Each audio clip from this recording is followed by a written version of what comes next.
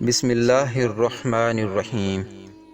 السلام علیکم دوستو، کہتے ہیں کہ محمود غزنوی کا دور تھا اور ایک شخص کی طبیعت ناساز ہوئی تو طبیب کے پاس گیا اور کہا کہ مجھے دوائی بنا کر دو۔ طبیب نے کہا دوائی کے لیے جو چیزیں درکار ہیں سب ہیں سوائے شہد کے، اگر آپ شہد کہیں سے لا دو تو میں دوائی تیار کر کے دیتا ہوں۔ اتفاق سے موسم شہد کا نہیں تھا۔ اس شخص نے حکیم سے وہ ڈبیا پکڑی اور لوگوں کے دروازے کھٹکھٹانے لگا، مگر ہر جگہ مایوسی ہوئی۔ جب مسئلہ حل نہ ہوا تو وہ محمود غزنوی کے دربار میں حاضر ہوا۔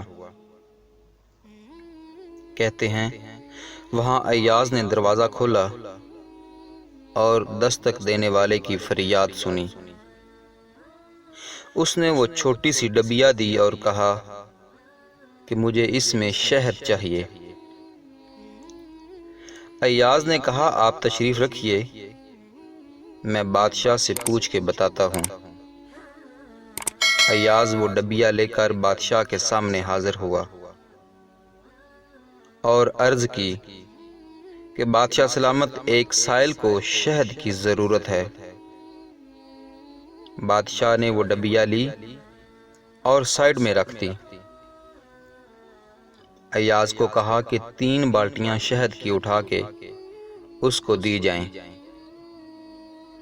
ایاز نے کہا حضور اس کو تو تھوڑی سی چاہیے، آپ 3 بالٹیاں کیوں دے رہے ہو؟ بادشاہ نے ایاز سے کہا ایاز وہ مزدور آدمی ہے، اس نے اپنی حیثیت کے مطابق مانگا ہے، ہم بادشاہ ہیں، ہم اپنی حیثیت کے مطابق دیں گے۔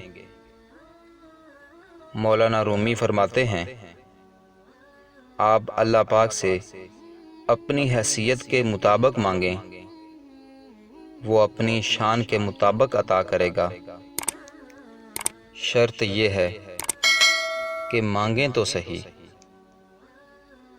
ہم بھی آج ہر چھوٹی بڑی بات لے کر لوگوں کے سامنے رونا شروع کر دیتے ہیں، اور ساری پریشانیاں ان لوگوں سے کہتے پھرتے ہیں جنہوں نے آگے سے اپنی ہی پریشانیاں گنوانی ہوتی ہیں۔